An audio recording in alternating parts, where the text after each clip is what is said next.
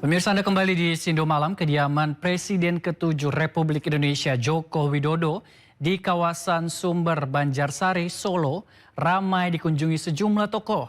Di antaranya mantan Wakil Gubernur Jawa Barat Deddy Mizwar serta Wakil Bupati Bandung periode 2021-2026 Sahrul Gunawan.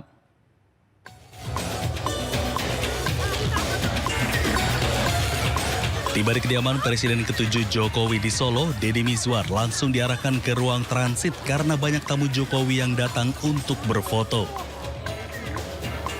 Usai pertemuan, Deddy menyampaikan bahwa kunjungannya merupakan bagian dari silaturahmi terlebih masih dalam suasana lebaran. Saat ditanya kemungkinan mengajak Jokowi bermain film, Deddy justru memuji sosok Jokowi yang dinilai semakin populer. Bahkan, ia membandingkan antusiasme masyarakat terhadap Jokowi seperti penggemar terhadap bintang film India. Pak Jokowi apa diajak main film, Pak? Hah? Diajak main film? Enggak, saya bilang beliau ini sekarang kelihatannya malah popularitasnya sama dengan ini Shahrukh Khan.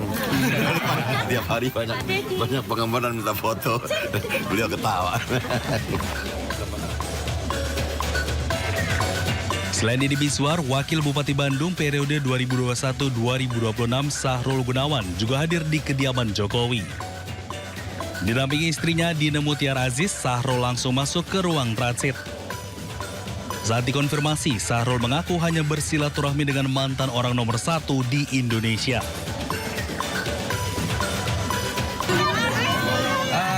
Cuma silaturahmi biasa aja kok.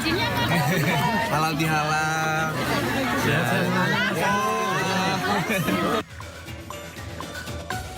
Kedatangan Sahrul ke Solo ini juga menyedot perhatian para tamu Pak Jokowi sehingga jadi sasaran untuk berfoto bersama. Dari Solo, Jawa Tengah, Septiantoro, Ayus melaporkan.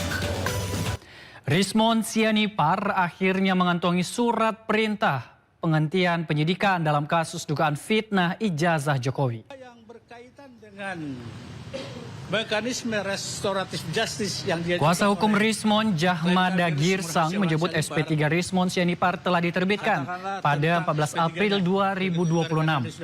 SP3 ini diterbitkan untuk 4 laporan terhadap Rismon Sianipar.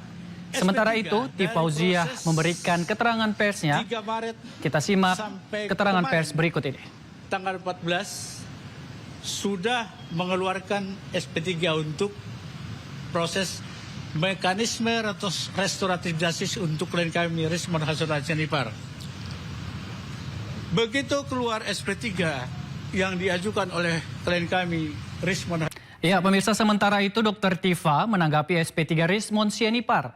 Ia mengatakan bahwa SP3 merupakan strategi Jokowi menutupi kasus ijazah palsu.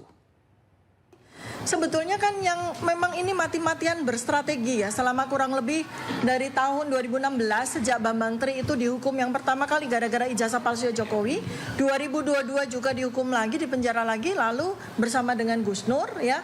Nah, bersama dengan kami juga ini yang mulai dari 11 ber-8 akhirnya jadi ber-5 begitu ya. Ini yang sibuk berstrategi itu Joko Widodo. Iya kan? Sibuk sekali dia berstrategi. Sekarang dia juga sibuk sekali berstrategi.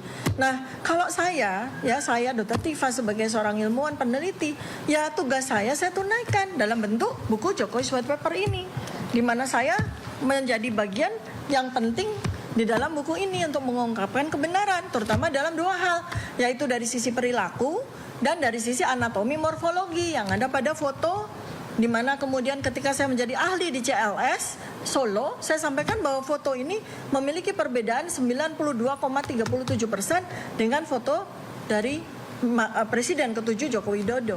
Nah, jadi itu temuan ilmiah saya dan sumbangan saya kepada hukum di Indonesia. Tanggapi SP3 Rismon Sianipar, kuasa hukum Roy Suryo Ahmad Kozinudin menegaskan bahwa surat perintah penghentian penyidikan terhadap Rismon tidak memiliki landasan hukum yang kuat. Ancaman pidana yang sebelumnya disangkakan terhadap Rismon di atas 5 tahun hingga proses penghentian perkara dianggap menyalahi prosedur.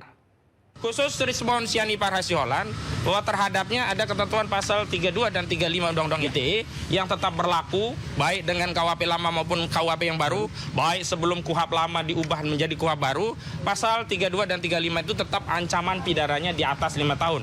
Yakni pasal 35 itu ancamannya 12 tahun dan pasal 32 itu ancaman pidananya 8 tahun. Itu artinya apa?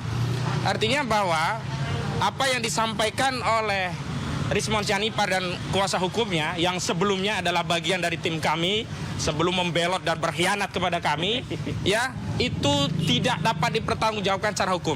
Pertama saya ingin mengklarifikasi banyak isu di luar sana bahwa saya menerima miliaran, puluhan miliar, bahkan ada yang mengatakan 50 miliar ya. Saya tepis itu karena semua RJ ini itu berawal dari inisiatif saya, riset saya yang melibatkan 3-4 variabel yang merupakan research ongoing. Jadi ini adalah inisiatif saya. Coba bayangkan, saya meminta maaf, terus saya dikasih maaf, malah saya mau dikasih duit. Itu logikanya di mana? Justru saya yang seharusnya memberikan ganti rugi kepada Pak Jokowi. Tetapi Pak Jokowi ternyata dengan Mas Wapres tidak mau menuntut saya dengan materi tersebut. Itu ya yang perlu saya luruskan. Tentang isu di luar sana melibatkan uang. Tidak ada. Kita hanya koordinasi lewat inisiatif saya berhubungan dengan penyidik di Polda Metro Jaya dan Bang Jahmada Girsang dan dukungan dari Kak Eli Danetti dan Bang Andi Aswan, semua cuma itu. Jadi ini inisiatif, jangan dibawa-bawa tentang duit ya. Karena kalau mereka berpikir tentang duit berarti otaknya duit dong kan gitu. Ya. Nah, yang kedua yang saya ingin luruskan ya.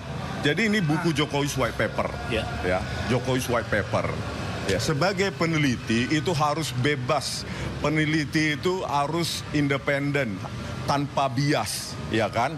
Jangan sudah tahu bahwa pada saat apa yang diupload oleh Dian Sandi Utama saja, ya dengan filter sederhana, itu sudah kelihatan kok watermarks maupun embossnya.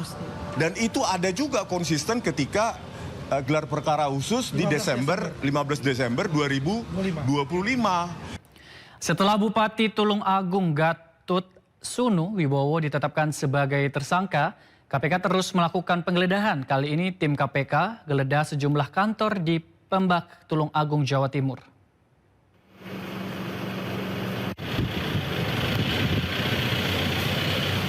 Jumat pagi sekitar pukul 9, tim KPK tiba di kantor Pemkab Tulung Agung, Jawa Timur. Tim menggeledah kantor PUPR dan kantor Badan Pengelola Keuangan dan Aset Daerah atau BPKAD. Belum diketahui barang bukti apa saja yang dibawa KPK. Selain menggeledah beberapa ruangan, tim KPK juga mengumpulkan sejumlah pejabat dan puluhan kepala OPD. Kepala Dinas Pemuda dan Olahraga Kabupaten Tulung Agung, Ahmad Mugianto, mengatakan selain diberi arahan, ada juga kepala OPD yang jalani pemeriksaan. Ahmad, sekelas yang dipanggil sendiri-sendiri itu yang kemarin dibawa ke Jakarta atau gimana? Ada beberapa. Ada yang baru, ada yang belum. Itu di ruangan yang sama atau dari tempat yang sendiri? Di Raja Mukti semua. Sebelumnya, KPK sudah menggeledah ruangan dan rumah Bupati Tulung Agung Gatot Sunu Wibowo. Gatot Sunu Wibowo dan ajudannya telah ditetapkan KPK sebagai tersangka kasus dugaan pemerasan di lingkungan pemerintahan Kabupaten Tulung Agung. Keduanya menjadi tersangka kasus dugaan pemerasan di lingkungan pemerintahan Kabupaten Tulung Agung. Tersangka diketahui meminta uang melalui ajudannya ke 16 OPD di lingkungan Pemkab Tulung Agung senilai 5 miliar rupiah. KPK amankan uang tunai 335,4 juta rupiah, 4 pasang sepatu mewah bernilai lebih dari 120 juta rupiah, dan sejumlah barang bukti lainnya. Dari Tulung Agung, Jawa Timur, Anang Agus Faisal, iNews melaporkan. Kita beralih ke informasi lainnya, pemirsa. Ratusan petugas panitia penyelenggara haji atau PPIH diberangkatkan menuju Madinah, Arab Saudi melalui Bandara Internasional Soekarno-Hatta, Tangerang, Banten. Selama musim haji, para petugas ini akan ditempatkan di sejumlah titik layanan dengan fokus membantu jemaah, khususnya lanjut usia.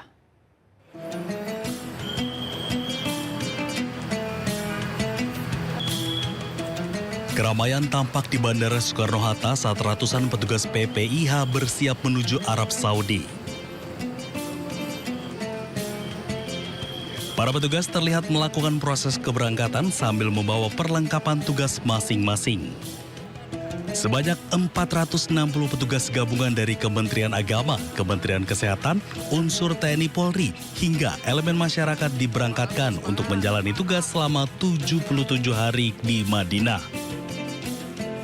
Para petugas ini nantinya ditempatkan di 2 titik utama, yakni bandara dan wilayah Madinah, guna memberikan pelayanan, pembinaan, serta pendampingan bagi jemaah haji Indonesia. Jadi Kementerian Haji kurang lebih 12 layanan lebih lah gitu untuk jamaah haji Indonesia ini dengan berbagai tupoksinya, ya dari transportasi, akomodasi, kemudian konsumsi, lansia, landis, MCH dan lain sebagainya, itu semuanya setiap jamaah haji Indonesia sudah mendapatkan pelayanan dari Kementerian Haji dan sudah dipetakan ke dalam tupoksi masing-masing di tiap sektor, tiap daker. Kehadiran petugas ini untuk memastikan kenyamanan dan keselamatan jemaah selama menjalankan ibadah haji tahun ini. Dari Tangerang, Banten, Hasnugara, iNews melaporkan.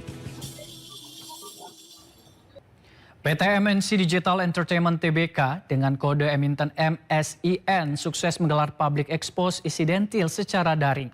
Public Expose ini dilaksanakan untuk memberikan informasi kondisi bisnis terkini serta gambaran fundamental dan juga arah strategis perseroan ke depan.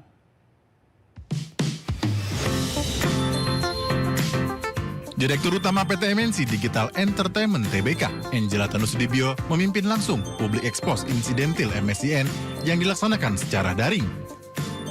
Dalam agenda Public Expose kali ini, disampaikan rencana pencatatan saham di bursa luar negeri, serta penggabungan 2 lini bisnis MSIN, yakni RCTI Plus dan Vision Plus. Bahwa pelaksanaan public expose pada hari ini dilaksanakan sehubungan dengan adanya surat dari Bursa Efek Indonesia terkait peningkatan harga kumulatif yang signifikan pada saham perseroan. Manajemen mencermati bahwa pergerakan tersebut terjadi seiring meningkatnya perhatian pasar terhadap berbagai langkah strategis perseroan, termasuk rencana untuk melakukan secondary listing di luar negeri.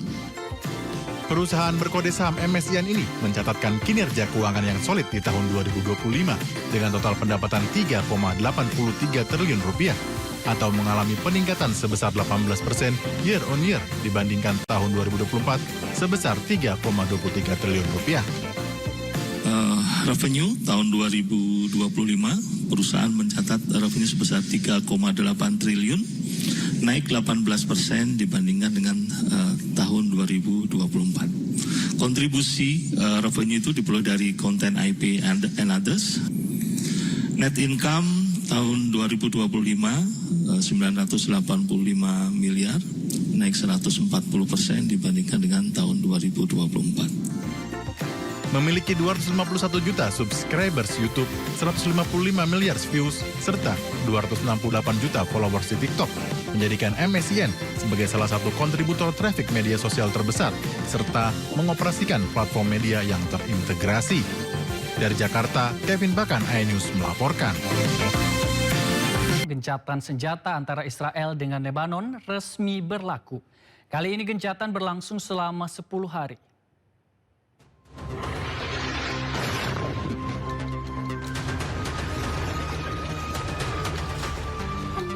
Israel terus membombardir kota-kota di Lebanon. Kali ini serangan menghantam salah satu rumah di Ain Qana'ah, Lebanon Selatan. Israel berdalih rumah ini adalah tempat penyimpanan senjata milik Hizbullah. Tak hanya itu, Israel juga mengklaim telah menyerang serentak 70 lokasi dalam 1 menit. Lagi-lagi Israel berdalih lokasi ini adalah milik Hizbullah. Tak lama setelah saling serang, Israel dan Lebanon sepakat untuk gencatan senjata.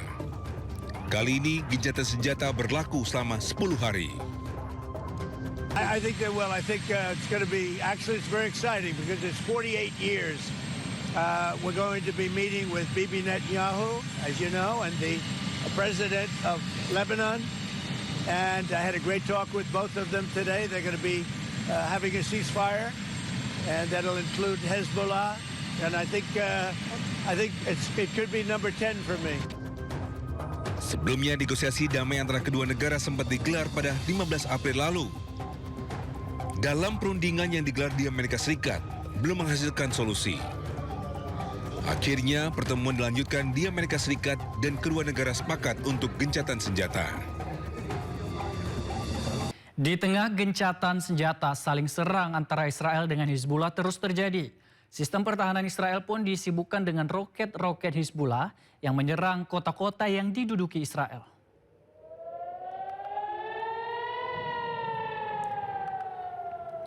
Roket-roket Hizbullah menghujani kota Naharia yang diduduki oleh Israel. Sirene pun terus berbunyi tanpa henti saat rudal memasuki langit kota Naharia.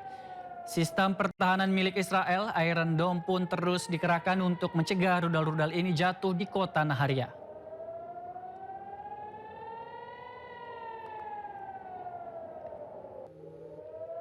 Kota Nabatiyeh di Lebanon terus dihantam serangan udara. Kali ini Israel menargetkan pusat industri.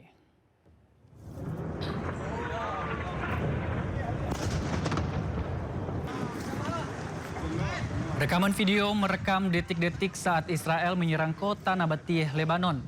Israel menargetkan zona industri dan sekitar supermarket Taufer di Jalan Nabih Berri.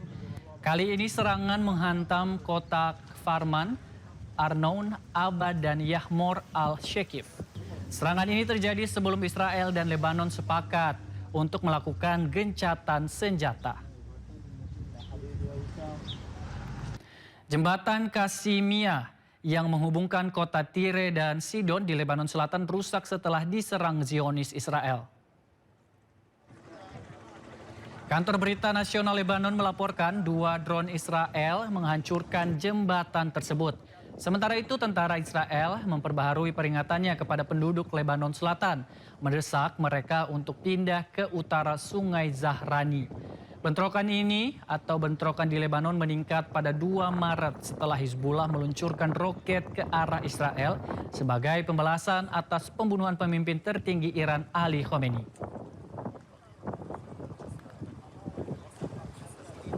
Petugas medis yang tengah bertugas di Maifodon, Lebanon Selatan jadi korban serangan drone Israel.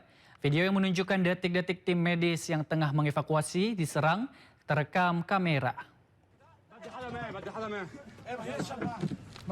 Nabatiyeh Ambulance Service merilis rekaman kamera tubuh yang menunjukkan serangan terhadap mobil ambulans mereka di Maifodon. Rekaman video menunjukkan para medis yang tengah membantu rekan-rekan mereka yang terluka mendapat serangan ledakan, menghancurkan pintu kendaraan, dan membuat salah satu dari mereka berteriak ketakutan. Media Lebanon melaporkan bahwa serangan terbaru Israel menyebabkan 4 orang tim medis tewas di Maifodon. Bahkan Kementerian Kesehatan Lebanon mengutuk serangan terhadap tim medis. Serangan sebagai upaya mengganggu penyelamatan dan sebagai pelanggaran serius terhadap hukum humaniter internasional. Total 42 orang tim medis tewas sejak 2 Maret.